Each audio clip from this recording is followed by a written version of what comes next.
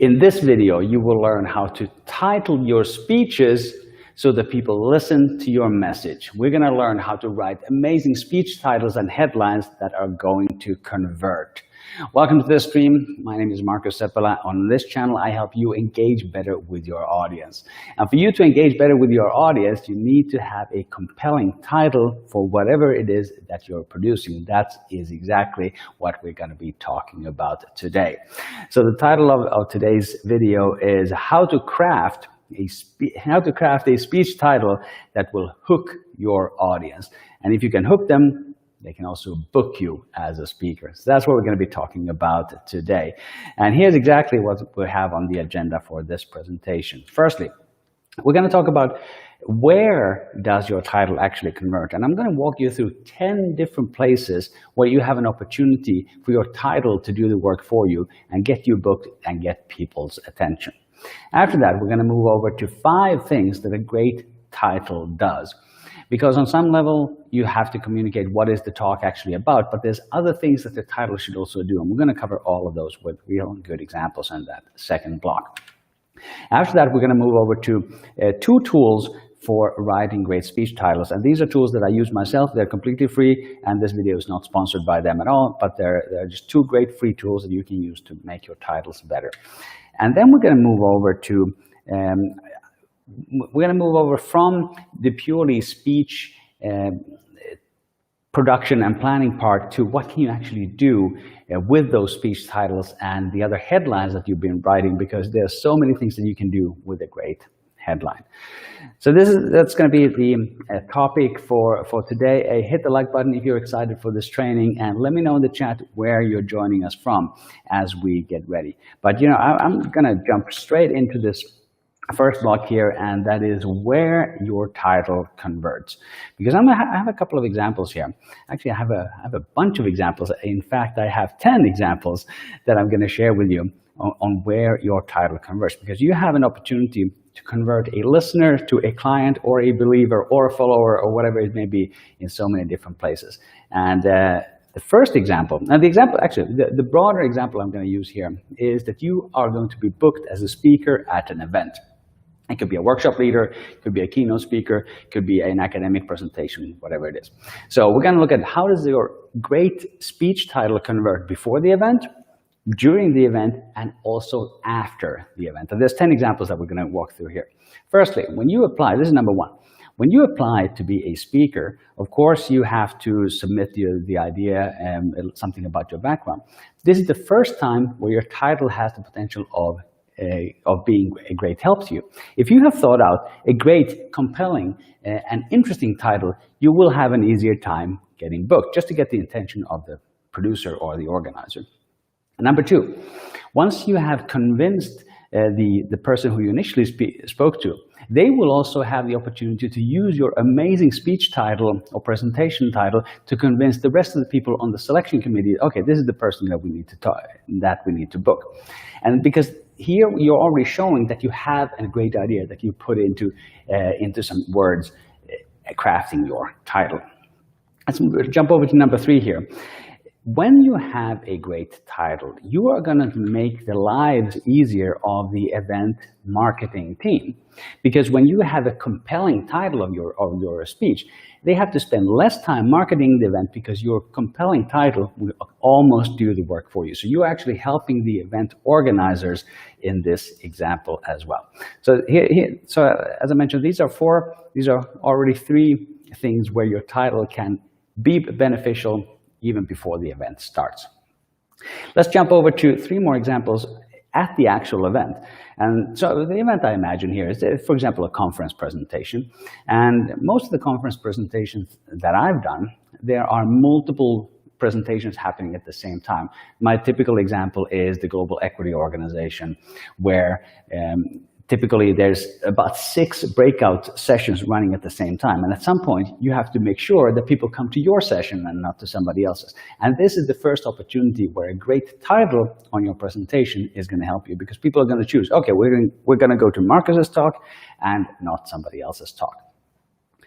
Number 5, once you enter the room and you go into my session, you're going to see the title on the PowerPoint slide as you enter. You know, okay, you're in the right place. So that's an opportunity to reinforce that idea. But if you brought somebody with you who didn't actively select that talk, they can also see, okay, there's the title right there. I am in the right place. This is for me. And that's actually one of the aspects we're going to talk about later on to determine who is this talk for and who is it not for. So we will come back to that as well in the next block. And the final place where your title actually has the opportunity to convert is in as the host introduces you. And as you receive your introduction, you are actually, they're going to repeat the title, and that is an opportunity to reinforce the message that you're actually there to deliver. So that's things that happen during the event. So that's already 7 examples of where a great speech title can convert in your favor. But I have 4 more, because there are also many things that can happen after the talk. Here's one. Once you are done with a conference presentations, typically you will get an evaluation form. You have to say, okay, was this actually a good speaker? Should we book them again? And if your title is memorable, the person filling out that evaluation form, maybe a week after the conference, they will know, oh yeah, it was Markus. He talked about that thing. So when you have a memorable title, people will remember you in the evaluation as well. Here's another example. If there is a recording available of the event afterwards, you can, of course, people are going to have access to all the different recordings, and people are going to be able to choose or not choose your talk. If you have a compelling speech title, people are going to watch the recording as well. 2 more examples of how a speech title can convert after the event has actually happened is in the search results. And those are some of the examples we're going to be looking at later as well. So if somebody searches for your name, that speech title from that event that you did, that's going to appear in the search results. And that's going to be another opportunity for somebody to go and consume your content. And that would be on the event organizer's site, for example. But the last one here, number 10, is maybe the most important one, because you can also promote your talk yourself afterwards. And I'm going to give you, at the end of this training, I'm going to give you a list of places where you can put your headlines, put your titles, but your own promotion is a great big bucket where that speech title is going to be super helpful for everybody involved. So that's just us warming up. If you've been getting some value, hit the like button, and we are going to move over to some specific things that a great headline does. And for this, I'm going to move over back to my slides. There we go. And I'm going to move back over to my slides, and because the next topic here is actually 5 things that a great title does. A great title does not only communicate what the topic is, although that is one of the things, but there's actually 5 things that a great title does, and we're going to dive straight into that one as well. And I'm going to use an example here. Let's see, I'm going to move back to my slides. And I'm going to use an example. As an example, I'm going to use a title that I wrote for a workshop that I did this summer. And that title was, How to Communicate Better in Virtual Project Teams. How to Communicate Better in Virtual Project Teams. That's the example title that I'm going to be using for this block. And I'm going to tell you the 5 things that this title does. And you can agree or disagree with me in the chat. Let me know if this is actually, if you think this is a good title or not. So, what are the 5 things that a great title does? The first one is that it identifies the topic. That may sound obvious, but it is like the bare minimum that you have to have in a title. The audience has to know what is it actually about. Let's look at the example here on the screen. How to communicate better in virtual project teams? Well, I think it's clear that it's about communication in virtual project teams. And this makes sense because this was actually a presentation that I did for the Project Management Institute. So these are people who are project management professionals. So the topic is the topic is communication in virtual project teams. So check number 1, done. The next thing that a great title does is that ideally it should indicate what the outcome is. It should indicate what the result of it. Like if I go to this talk, what will I actually be able to do afterwards, or what is the change that I can expect, or what will I learn? And in this example, I think in this example, we are achieving that as well, because you will know that the outcome is that you will know how to communicate better in virtual project teams. And let's try a different example of this. If the title was only communicate better in virtual project teams, that is less powerful because it doesn't actually promise you anything about the result. In this talk, if you go to this talk, you will know that you will learn how to communicate better in virtual project teams. If it was only communicate better in virtual project teams, it could be about how to do it, but it could also be about why you should do it. Or it could just be a general recommendation. Please do communicate better in project teams. So I think this is a stronger version of it. I think this is a stronger version of the title. So the outcome, if you can in some way indicate what the outcome is, this is a great tool. I'm going to jump over to number 3 here. What a great title does. So number 1 was that it identifies the topic. Number 2 is that it identifies the outcome. But number 3 is that in some way it should indicate the audience. So the audience reading this title, they should be able to decide, is this for me or is it not for me? In this example, if you are a project manager, this is probably for you. If you are not working in projects, this talk is probably not for you. But more specifically, if you are working in virtual project teams, this probably is for you. Or even if you have an interest in working in a virtual project, then it is for you. But if you're none of that, then this talk is not for you. So it indirectly does indicate the target audience as well. So I think so far we've been doing pretty well with this particular title. So that was number 3. It identifies the audience. Number 4, the number 4 item in what does a great title do is that it uses words that people are actually searching for. And this is key, especially in the digital era. This is key, that you use the words that the people looking for this information are actually using. And so virtual project teams is the key word here. But I'm going to give you an even better example. The other day, I planned a YouTube video about how to make money on YouTube. And when I looked at how to make money on YouTube, one of the other alternative search terms that came to mind was how to earn money on YouTube. So I had the choice between how to make money on YouTube and how to earn money on YouTube. And what I chose was how to make money on YouTube. Why? Because I checked what is the most typically searched phrase, and it is how to make money on YouTube. There was like 100 times more volume on the search term, how to make money on YouTube rather than how to earn money on YouTube. Or maybe it was 10 times, but it was how to make money on YouTube was the stronger word. So a great title and a great headline will use the words that the users use, especially for searching. So that was number 4. We're going to move over to the 5th point that an amazing title should do, and that is that it should have a compelling element. This title could have been, the example that we're looking at, it could have been just communicate better in virtual project teams, or it could have been communicate in virtual project teams. But by adding things like better, which is a little bit of an emotional word, and how to, it kind of gives you the idea that it's a little bit more compelling. There are other aspects that other techniques that you can use to make a title more compelling, and that would be, for example, a list. For example, 3 things that you need to do to communicate better in virtual project team. Or it could also be in the form of a question. Let's have an example of this one. How do I communicate in virtual project teams, ? So those are some other ways to make the title a little bit more compelling. I think that's a great place to do. I see something come into.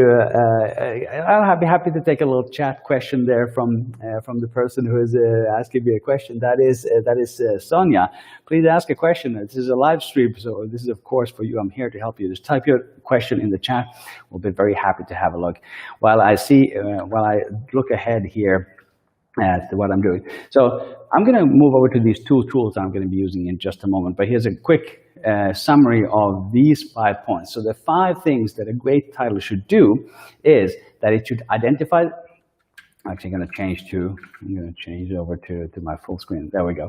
So a great title should 1, identify the topic. 2, identify the outcome. 3, identify the audience. Ask the question, who is it for and who is it not for? 4, it should use the words that people are actually using to search for. And then number 5, is that it should have a compelling element. Perfect. I'm going to jump over back to my slides here, because we're going to move over to the next block here, and that is, I'm going to give you two more examples of this. I mentioned before that it's key that our titles use the words that people actually use. I'm going to show you an example from some search results, and the search results I'm going to show you, they're partly embarrassing, because I'm going to show you things that I've done wrong. So let me stop that screen sharing there real quick, and then I'm going to share with you the search result that I have prepared. Just bear with me one moment as I open that up. One moment as I open that up. There we go. So the search result that I'm going to share here, there we go. I'm going to put that on the stream. And here you can actually see my, one moment here, if I can find my, I'm struggling a little bit with the technology right now. Okay, there we go. Perfect. So I did a search here for Markus Seppälä speaker. So Markus Seppälä is my name. I'm a speaker. So I wanted to find out what actually comes up when I search for myself. And of course, all the first, I'm actually going to go over to page number 1 here. So the first results are all my home pages, LinkedIn profile. These are all good. We have some YouTube videos coming up here as well. This is my YouTube channel. So these are all really good results. But then I also found this, this is still on the first page, and that is my workshop, How to Communicate Better in Virtual Project Teams. So you can see that the speech title comes up here in the search results. And the next one after that is a talk that was going to happen in March, but it had to be canceled, and that was going to be Humor at Work. And as I look at the search result, I realized that's a terrible title, because that doesn't have any compelling elements in it at all. It doesn't tell you at all what the talk is actually about. So that humor at work is something that could have been a lot better. But I want to go over to page number 2 here, because here is the one that we're going to be looking at. Here's a search result from SlideShare. And the title of this talk is Being Practical About a Global ESPP. And if I click on that search result, you're going to see here that these are some slides that I did at a conference presentation in 2013.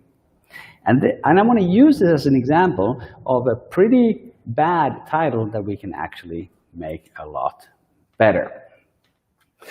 Let's have a look here. And for this, we're going to use some tools. And I hope, and specifically the tool that I'm going to be using there are 2 tools from CoSchedule. So I'm going to stop that screen sharing there real quick, and I'm going to share my another tab here, because the first tool that we're going to be looking at is actually, there we go. Let me put that on the stream as well. Okay, so here's the first tool that we're going to be looking at. I'm going to minimize my own image there. And this tool is called Headline Studio by CoSchedule. This stream is not sponsored by anybody in any form. This is a free tool that I'm using, but it is a great headline writing tool. And the reason why I want to use a great headline writing tool is because it helps me actually write better speech titles and better headlines. So that's exactly what we're going to be doing. And what I'm going to start with is the example that we looked at. So I'm going to start with being practical about a global ESPP. So that's the title that we saw in the conference presentation. And I'm going to click Analyze here. You can see if this is a good title or not. And I'm going to give you a quick overview here of this tool, Headline Studio from CoSchedule, not sponsored. There's not even an affiliate link or anything like that. So this gives me a score of 58 in this headline analyzer. And that means that it's 58 out of 100, so it's not great. On the left-hand side here on my screen, just below the number, you can actually see a bit of a summary, a scorecard summary. So some of these are green, which is good. Some of these are yellow, which can be improved. One of them is red, which means that it should definitely be improved. So we're going to walk through these real quick. The first one, which is red, is the word balance.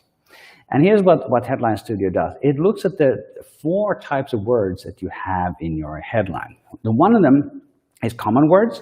Then we have uncommon words. After that, we have emotional words. And after that, we have power words. And you can see here on the screen as well that I'm using the free version, so it's asking me to upgrade, but I'm using the free version for this demonstration. And you can also see here, for common words, it suggests that it should be something like 20% of the words should be common. But in this headline, there's more than that. There's 33. Uncommon words, there's only one. That word is being. It's the right percentage of uncommon words. The next block here is the emotional words, and there's a little bit too many emotional words in this headline, it's actually practical is the emotional word, and there are no power words, as you can see here in the purple section. So that's the first part of this headline analyzer, and if you can master using common, uncommon, emotional, and power words, you're going to be able to write yourself a great headline. But I'm going to just quickly show you through the rest of the data here as well, because then we look at word count. So a headline analyzer tells us that the ideal amount of words in your title should be about 12, and I only have 6. So it's a little bit too low on the word count. Same thing for the character count. You should ideally have 70, maybe even 60 characters in the headline, but this only has 35, so it's a little bit too low. The headline type is generic. And the idea here is that if you have a how-to headline, or if you have a question headline or a list, those are more compelling headline types. Then we have the reading grade level. So a 5th grader should be able to understand my headline there, according to this, being practical about a global ESPP. Though, because it's about a technical topic, which we're going to come back to, I doubt that many 5th graders will actually understand it. But that's okay. And then there's also the sentiment indicator and clarity indicator. So it's a positive headline and it's very clear, and skimmability is also good. ESPP is the topic, and that should be either at the end or at the beginning. So let me tell you a little bit about, for context, what this kind of headline is actually about. So this was a conference presentation that I did there at the Global Equity Organization. And the topic here is a global employee share purchase plan. And what an employee share purchase plan is that a company offers their employees to buy shares in the company at a discount.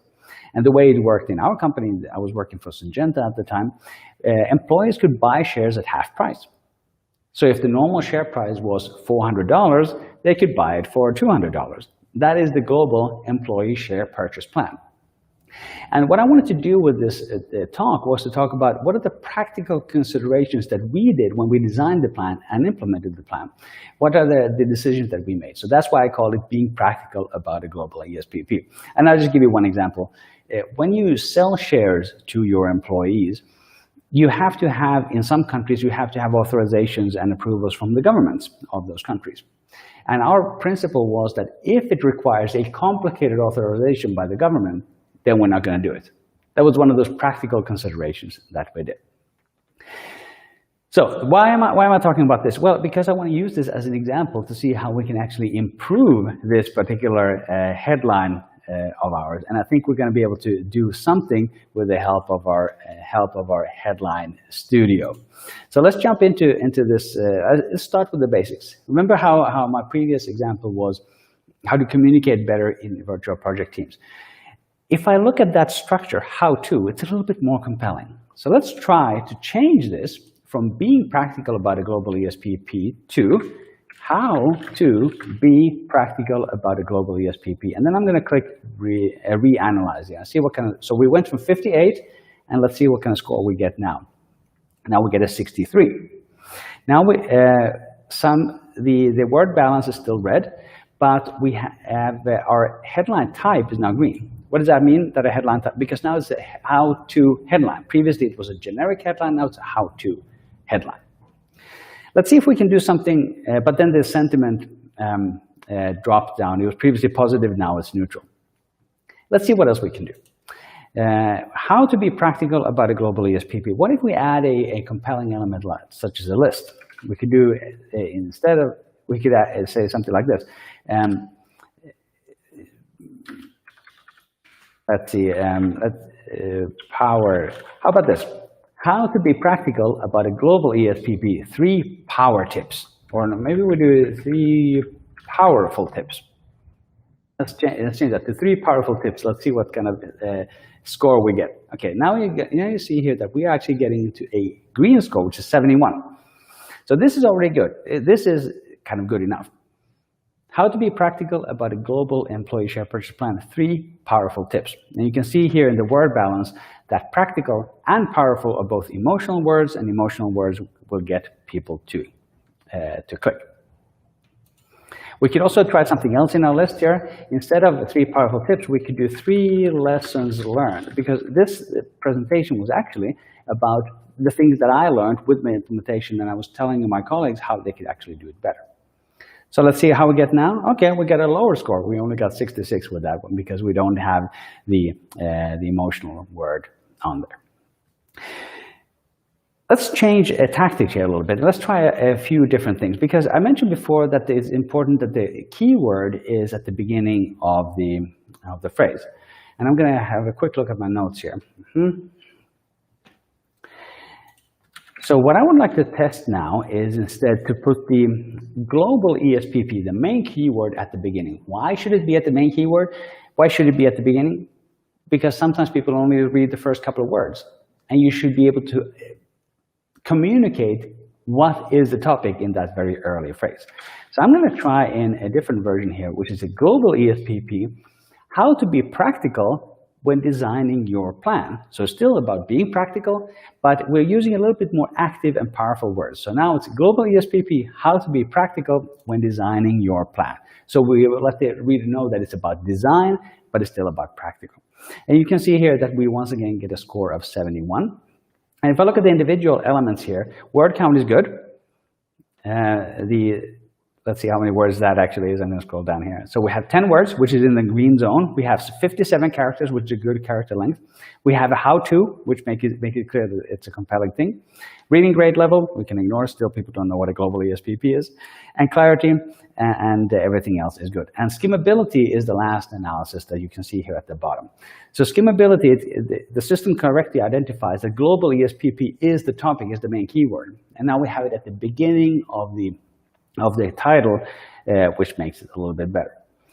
So that's one version of what we could do, but I'm going to try a couple more in order to make this even better. I'm going to try the next one here, which I have, of course, also pre-prepared. And this one is going to be a bit different. So this one is putting the keyword at the end, almost at the end, and this is how to implement a global ESPP the easy way. 3 practical tips. Let's look at the word balance. We have added a power word, which is easy, right? We still have the word practical, which is an emotional word. And then we have way, which is an uncommon word according to Headline Studio here. And this is now a 74 score. You can see in the scorecard that almost everything is green except for clarity. So we lost something in clarity, and sentiment is also not obvious. So that's one version that we could do it. I'm going to try 3 more here in a little bit more rapid succession, just to give you an idea of what kind of headlines we could be doing. Because after this exercise is over, we're also going to look at how do you actually use this headline to your advantage. So the next one I'm going to try here is a little bit different. It is global ESPP. And now we're being a little bit more practical about it. So it's global ESPP, how to sell shares to your employees around the world.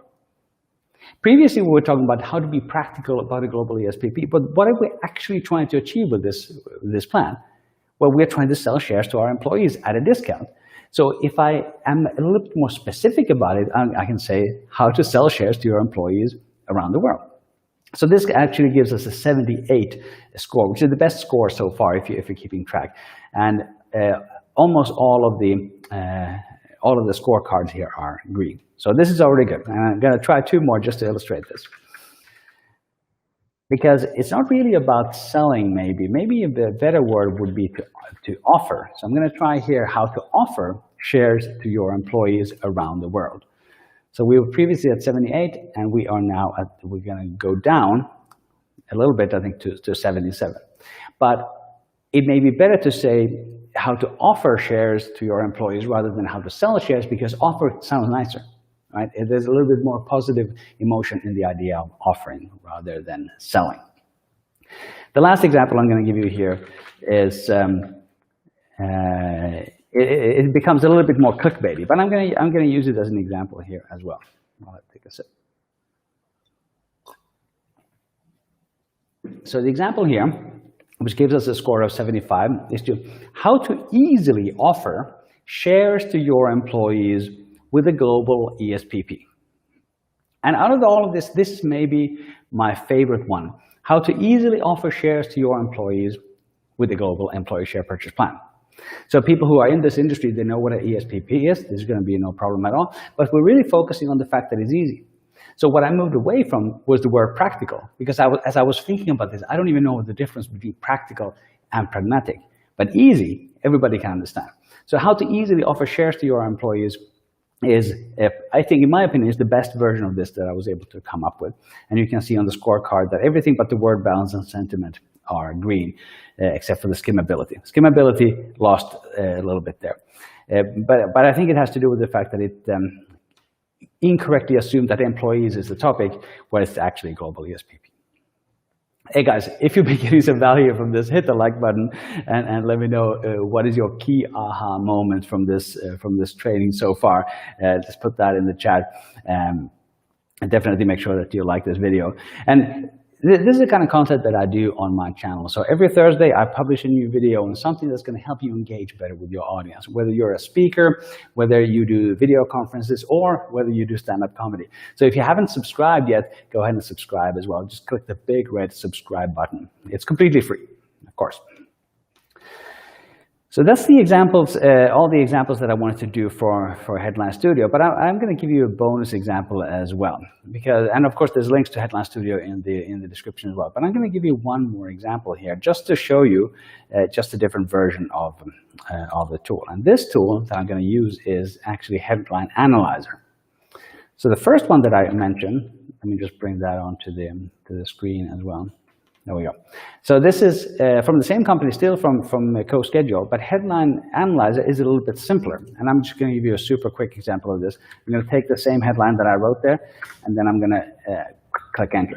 And you can see that immediately it gives me the answer. So Headline Analyzer is a little bit more quicker, and this is what I used to use before I started using Headline Studio. And it gives you a similar analysis of the word balance. The scores are not exactly the same. And it has all the kind of same scores here as well. But the difference between Headline Analyzer and Headline Studio is that Headline Studio is a little bit more powerful. One of the things that it does is that it also compares your headline to your competition.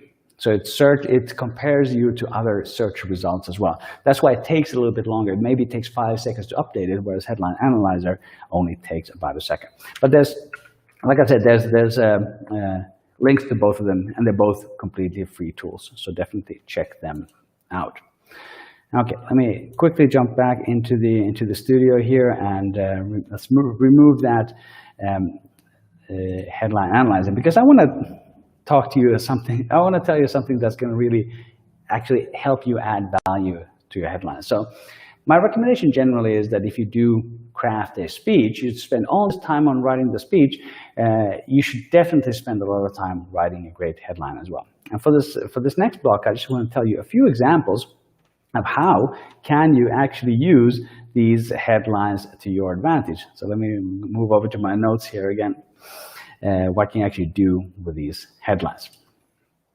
Where I use the Headline Analyzer and Headline Studio the most often is when I'm writing my YouTube titles. And this is, of course, important because if you want somebody to watch your YouTube video, you have to have a good title and a good thumbnail as well. So that's how I use it. Number 2 is that you can use your headlines on social posts. You want people to click over to your video, over to your site. So social posts are, of course, important. This is like, for example, if I have a great title for one of my YouTube videos, I will put that in a Facebook post and then put a link underneath it so people will react to the title. Number 3 is blog posts. And this is actually where most of these tools come from. They are there to help bloggers write compelling titles because you want people to click on your blog post. Number 4 is conference presentations. I mentioned that the example that we used was being practical about a global ESPP. That was a conference presentation that I did. Number 5 is that when you want to be booked, either you're looking to be a TEDx speaker or you're pitching a paid workshop for your clients. In this pitching stage, having a great headline that converts is absolutely key to make sure that you can communicate your idea in an easy to understand way. Here's another example. This is number 6. It could be the name of your course. For example, I have a stand-up comedy course, and the name of that course is Stand-Up Comedy for Beginners, How to Be Funny on Stage. And I think that encapsulates exactly what it is. It's stand-up comedy, and it's for beginners, and it teaches you to be funny. So I think it kind of clearly identifies what that is. And you will find, if you want to find that course, just go to comedyforbeginners.com. comedyforbeginners.com, that's my online course. And that's actually example number 7, where you can use your title. It is in these URLs. Because Comedy for Beginners, it's a pretty good title. It's very short, and it communicates pretty much what it is. It's comedy for beginners. So that was item number 7. A great title you can also use in your LinkedIn profile. So that conference presentations that I was talking about before, that's definitely available on my LinkedIn profile as well, and so are those slides. So that's number 8. And we're going to move over to number 9. Actually, any kind of a portfolio that showcases your work. It benefits from having these great titles in that portfolio, because then people immediately understand what you're about. And then number 10, and this may be the most important one, and the one that I've personally struggled with the most, and that is email subject lines. So when you send out an email to your email list, of course you want people to open the email and click the links.